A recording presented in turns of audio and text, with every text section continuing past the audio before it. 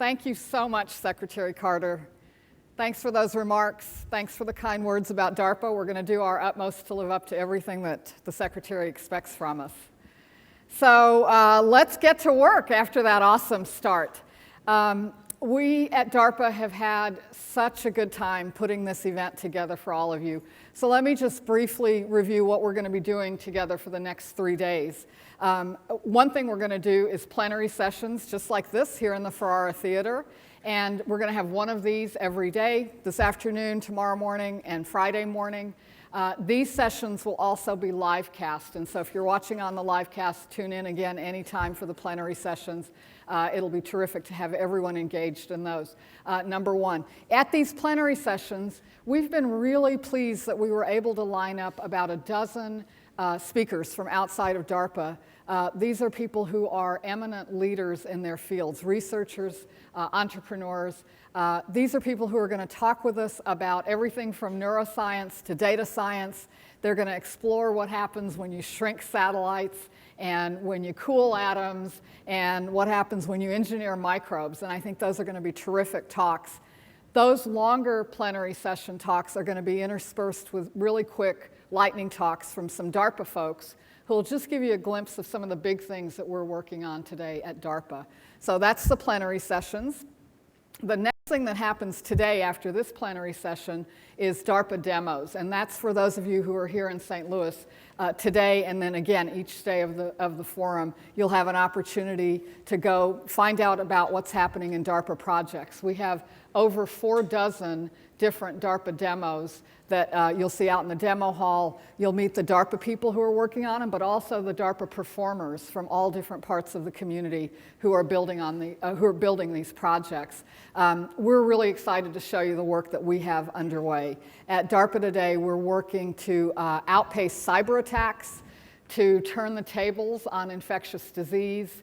We're working to rethink complex military systems. We're also working to figure out how we're going to navigate and keep time when GPS isn't available.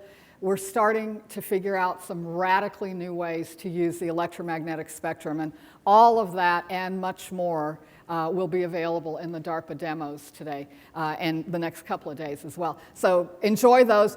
The 2 longer demo sessions, this evening at the reception and then tomorrow over lunch, in those sessions, please look for a stage that says Why It Matters. You'll see a big sign. Look for the Why It Matters stage. What we're doing on that stage is a series of short presentations from people who are serving or have served on the front lines for national security. And it's just a terrific opportunity to hear directly from them about their stories and a great opportunity to just chat with them. So I think that'll be a particular highlight as well. All of that's happening in the demo halls. The third kind of activity that we're going to do here at Wait What is breakout sessions, and those occur tomorrow afternoon. Each of the 6 technology offices here at DARPA has planned a pair of breakout sessions. They've brought in a host of really interesting panelists. We'll talk a little bit more about those, but those I think will also be a wonderful time to engage. So that's what we've put together for all of you. But we did all of this work to spark the most important part, and that's going to come from you, because we're really excited about the conversations that you're going to have over coffee and the interchange that we'll have with you in demos and breakouts, and also your questions and comments here in the plenary sessions. Each of the longer plenary talks, starting with this one, so just in a few minutes, we'll also have a little segment at the end for Q&A and for your comments and thoughts. If you're here in the theater, there are mics right here on the first level, back at the end of each of these corridors, and please just step right up and ask your question. In addition, if you are on the app, either here or watching on the live cast, just post your question on the app in the activity feed, and we're going to try to draw some questions off of that as well. So that's the plan for the next 3 days. That's what we're going to do. Most of our time together, we're going to be talking about technology and doing a deep dive on some amazing technologies. But for the next few minutes, I want you to come with me and let's talk for a few minutes about why we're here. And the question of why we're here, for people at DARPA, the answer to that is always, we're here to change what's possible. And so I'd like to tell you all a little bit about DARPA. And some of you know about DARPA, some of you don't, so let me take it from scratch. And those of you who know us know that if you want to tell the story about DARPA, you have to wind the clock back to 1957, because that's the year that this happened. Sputnik was the first time that human beings had put an artificial satellite on orbit. And the fact that the human beings who did that were the Soviets at the height of the Cold War really got our attention here in the United States, and not in a good way. And our country responded with a host of different measures. One of the things that we did was to create a new agency in the Department of Defense, an agency that was specifically tasked with preventing that kind of technological surprise. So our predecessors at DARPA in the early years very quickly realized that the best way to prevent that kind of surprise is to go create a few surprises of our own. And that's what DARPA has been doing since 1958. So we flew a plane that was as small as a sparrow to a radar, and that made this possible. It looks bigger than a sparrow when it's sort of like looming over my shoulder here. That was just one example. We also did some of the early work in sensors and in networks and in precision-guided weapons, all of which made it possible for our military to strike targets with this kind of precision. And so today, when we talk with our colleagues across the Defense Department, some of you are here with us today, also when we talk with our military service members all around the world, when that group thinks about DARPA, they tend to think of us as the place that sparked these kinds of major new military capabilities that changed how we fight. Now, as it happens, I spent about half of my professional life in the commercial world of Silicon Valley, and I found in my time out in the Bay Area that actually that community knows DARPA as well, but they don't think about military systems when they think about DARPA. What they think about is core technologies. And so I found that that community tended to know DARPA for work that we've done to push the frontiers of material science, composites and electronic materials and novel structural materials like this. And that community tended to know DARPA because of the work that we had done, first in seeding the VLSI revolution many, many years ago now, but also work that we did to drive whole new classes of microsystems technologies, RF semiconductors, MEMS technology like this. And of course, they knew us as well for the work that we had done across many, many areas of computer science, of artificial intelligence, of all the aspects of information technology. But most particularly, they knew us for a program that dates back to DARPA's very earliest years that had the bold objective of connecting a few computers together. And this was ARPANET in 1969, a very few years after this. An office director at DARPA named Bob Kahn sat down together with a DARPA performer named Vint Cerf, and the two of them wrote TCP/IP, which established the protocols for the internet.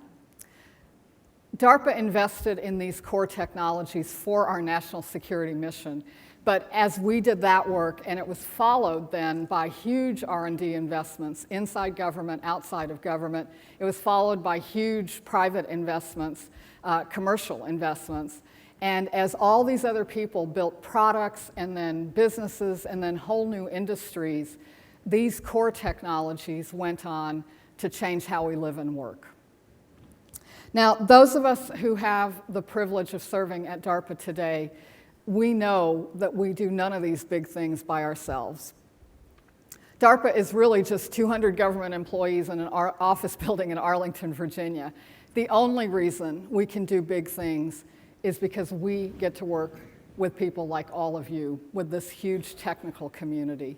And some in this community are driven to go find the next research insight. That's really important. Some in this community go build products and start making those things real. And some in this community grab those technologies and put them to use. And when we all do all of those pieces, that's how technology fundamentally changes what's possible.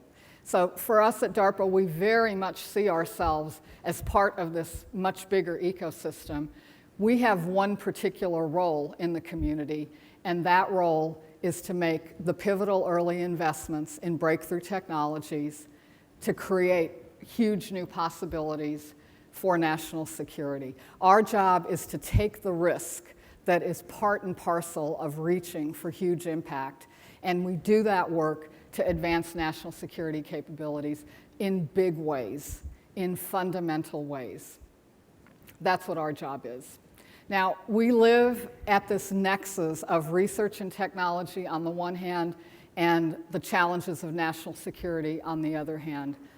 These challenges in national security inform us, research and technology inspires us. And DARPA succeeds in our mission when we're able to link these two worlds. So what I'd like to do for the next few minutes is explore both of those worlds with you and share with you how we think about them. And I'd like to start with the world of national security. For many of us here, DARPA folks, others in DoD, people who work in defense companies, many of us come to work every day because of national security. There are others in this ecosystem who come to work for lots of other great reasons. I want to share with you what drives us and what we think of when we think about advancing national security capabilities. This is part of national security. Often when we think about our military, this is what we think about. And indeed, our warfighters who volunteer and then train and train and train, these folks who do our country's fighting on the ground, when that time comes, they are in fact part of national security. This is part of national security too, deterring potential adversaries, because the best fight is the one that never happens. And this is part of national security, keeping sea lanes open for global trade. This is part of national security, helping when disaster strikes and organizing the fight against a very different kind of adversary, infectious diseases like Ebola. And this is part of national security. The decisions that come out of the Situation Room can send our military anywhere in the world on a moment's notice, and they're ready to go, and they're ready for whatever comes. But national security is also about what goes into this room, because part of our job is to make sure that the best information possible goes into this room for the president and senior leaders for the very difficult decisions that they have to make every single day. Now, I started by talking about Sputnik and the Cold War. Of course, the world that we're living in today is very, very different, and so our senior civilian and military leaders today face a different world, and it's a world of kaleidoscopic uncertainty. If you think about it, the daily fare that they deal with is this noxious stew of violent extremism and cross-border criminal activity and terrorism. All of that has to be managed. But at the same time, the questions of what other nation states are doing, their actions, their intentions, those too demand our attention. How will China choose to play its growing role in the world? What is Russia doing in Europe? What will North Korea and Iran do next?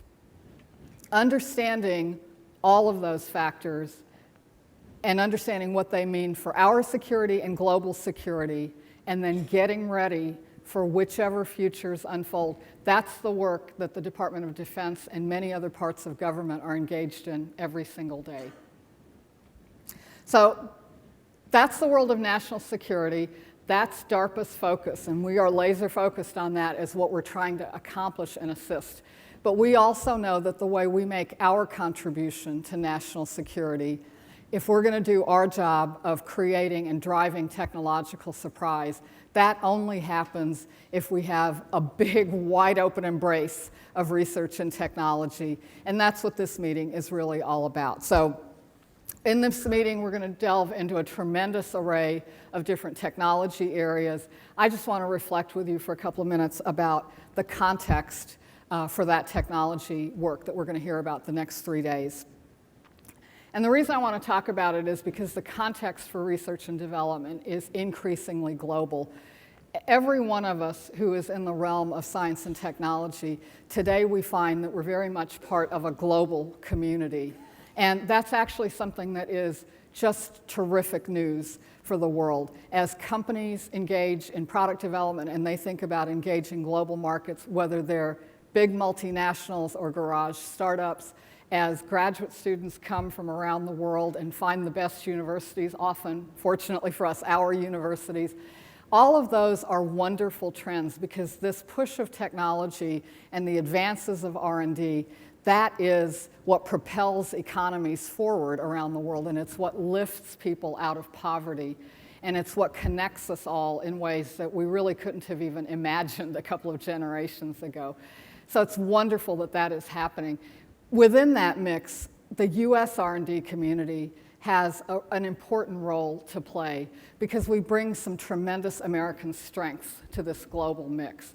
One of those is the freedom that we have and the creativity that it spawns. If you think about the freedoms that are the bedrock of our nation, those two are the foundations for the open explorations of research. And it's a freedom that comes with an important responsibility.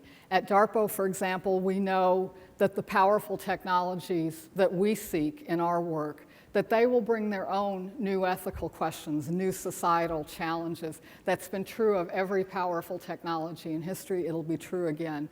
We think it's very important to get those societal issues and ethical questions on the table because that's how we'll start to bring our values as a society to wrestling with those issues as we start developing these new technologies side by side. So I think that's an important element of the US role in global R&D. But as all of us are engaged in science and technology, as it becomes more and more a global endeavor, let's also remember that our work serves national purposes. Whether it's your companies creating jobs, you may be working on securing reliable and clean energy for our future. You may be working on boosting the health of our people. And absolutely, if you're involved in the national security enterprise, each of us is involved in doing the work that is so essential. These are the elements of creating a better future for each successive generation. This is what a strong society does, and it's so vital for our country that we do this work. This is how a strong and vibrant country plays its role on the global stage. So here at Wait What, during the next 3 days, we've designed a conference where we can peer into a whole variety of technology areas and look across them. I think that's going to be very exciting. The other thing that we really wanted to do with this meeting was to celebrate the US R&D ecosystem. It's something that we just think is so vital for our mission and to keep improving the condition of the world that we live in. I want to end by spending a few minutes to talk with you about dreaming and doing. A man named Licklider was born here in St. Louis 100 years ago in 1915. He ended up during his lifetime becoming a pivotal figure in the information revolution that erupted during his lifetime. He spent some time in his career working at DARPA in our early years. We were called ARPA at that time, and this is a memo that he wrote. So if you look at the date on this memo, over 50 years ago, he lived in an era of carbon copies and dictation and typewriters. And even so, in 1963, in an act of phenomenal prescience, he wrote this memo to a group that he called the members and affiliates of the Intergalactic Computer Network. And in this memo, Licklider imagined a world of deep and seamless information sharing. He thought it would benefit research. He thought it would benefit the military. He thought it would even expand intellectual capability. And to read that memo today, I find every time I read it, I get a chill down my spine because he is describing the incredibly rich and complex information environment that we live in every single day. Isn't that amazing to think about? Think about how far he dreamt beyond his experience. And he was able to dream, and then he was able to do. He was able to act and to start building that future. That's what we're going to try to start doing here in St. Louis today, to dream, and to do. What futures can we imagine from our time? What futures can we start to build from our time? We have such interesting ingredients to work with because we live in a time in which we can build macro materials with nano precision, one atom at a time. We live in a time in which we can play a quantum duet with light controlling matter and matter controlling light. We live in a time in which we can build machines that can start to learn and adapt and communicate with us, in addition to doing precisely what we program them to do in advance. We live in a time in which mathematics allows us to prove theorems about the behavior of software. We live in a time in which 2 billion of the world's 7 billion people have active social media accounts. Think about the amount of sociological data, unimaginable vast quantities of sociological data. We live in a time in which we can engineer not just microbes, but entire microbial communities, and a time in which we're starting to coax the long-held secrets of neural codes from the human brain. In his time, Licklider wrote about man-computer symbiosis, a future he could imagine. We live in a time in which we can recast, once again, the relationship between people and technology. What are your dreams for this future? Because it's our time. It's our time to step to the plate. It's our time to dream beyond our experience. And it's our time to change what's possible. So, while we're all here in St. Louis at Wait What, here's what I hope. I hope that at this event you see your field in a new way and you get a glimpse into some other fields and start thinking about how you might connect. And I hope you'll tell us about the technologies that you think will have the greatest impact in the future. I hope you'll all start thinking about what you can do to give back to our country, whose freedoms empower each of us. And I hope many of you will think about new ways that you can work with DARPA, maybe as performers on our programs, as users of the results of those programs, as a great place to bring your next big idea, maybe even as a place to come to work for a while, to grab that big idea and start making it real. But most of all, what I hope for every one of us at Wait What is that what we experience here together inspires each of us to run to work in the morning, because that's how we will start changing what's possible. Thank you very much.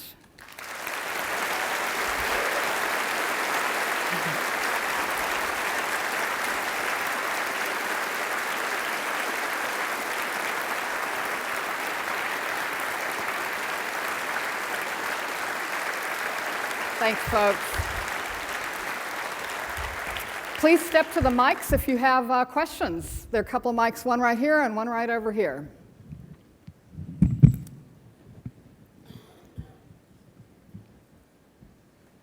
How about right over here? Please say who you are. Hi, Dave Logan with BAE Systems. Arthi, as you know better than most, DARPA has played a critical role in introducing graduate students at our research universities to the opportunities and challenges of defense technology. When we look at these graduate students increasingly being non-US citizens and the view of export control and requirements for classification, can you comment on how you're going to continue to do that role into the future? Yeah, absolutely, and I think it's a great question. I was a graduate student who worked on national security problems, however remotely from my little piece of technology, partly because I worked on a project that was funded by DARPA and the Office of Naval Research, so I completely identify with that. You know, today at this meeting, you'll see and you'll hear from us about some of the things that DARPA is doing that are part of our research portfolio. We have at DARPA typically about 200 programs at any moment in time. And of course, you won't be hearing about some things that are deeply classified and the things that are more about military systems. But there is so much that we do that I think we have to do to keep driving core technologies. And especially that research end of our portfolio, I think traditionally has been and continues to be a wonderful place for us to engage with the research community, including university research, and often with graduate students who come from all over the world. You know, it's a better world in many ways, so some of them will go home, and I hope that they'll keep their thoughts about what they valued from their US experience. Others will stay here, and I hope that we'll get the benefit of the work that they do in the future as well. Okay, shall we keep going over here? Tom Khalil with the White House. Hi, Tom.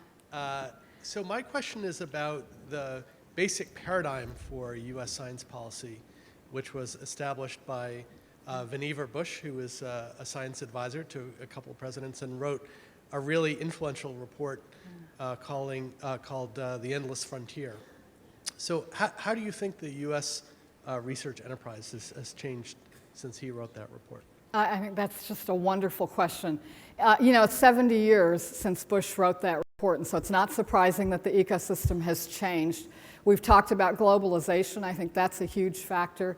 Another factor that's happening inside the United States is, in his time, the federal contribution to the country's R&D was dominant because there really wasn't that much industrial R&D in aggregate. Today, if you look, a third of our nation's R&D is paid for by federal sources, and 2/3 comes from the private sector. Actually, if you think about it, that was sort of the point, right? Was to plant these seeds with public resources to build these kinds of industries that would continue and drive things forward. So I think the changes that have happened are overall very good. But you know, the thing that hasn't changed is this idea that as a country, we want to pool our resources and plant those seeds that are important for basic research, for a foundation, for the R&D, for public missions like national security. And in this changing context, I think it's really important to continue to renew that partnership that we've always had. I think we've got time for one more question, so I think I'll come over to number 2 here. Yes, thank you. I figured this side needed some help, so I came to this side. Thank you very much. Yeah. I'm humbled to be here. My name's Tim Akers. I'm with Morgan State University. It's one of the nation's oldest historically black universities. What is DARPA's plan on really targeting more African American or HBCUs or minority serving institutions? And thank you so much. I'm really humbled to be here. Hey, thanks for joining us. I think it's terrific you're here. DARPA very much works to make sure, first of all, that we try to get the word out to everyone we possibly can about the work that we're trying to accomplish, because we only benefit by getting the widest possible set of thinking and the brains at the problems that we think really need to get tackled. So we try to get the word out, and then the way we award our resources is through, typically through a broad agency announcement process that solicits all the great ideas, and we select from those to program managers assemble the performers that they think are really going to advance their goals. So we welcome opportunities to get our word out to the broader community, and I hope you'll carry the word back with you as the first step. Thank you all so much for being here with us today. It's been great kicking this off. I don't know about you, but I'm ready to sink my teeth into some real technology, and so we're going to dive right into the rest of the Wait What agenda. Thanks so much.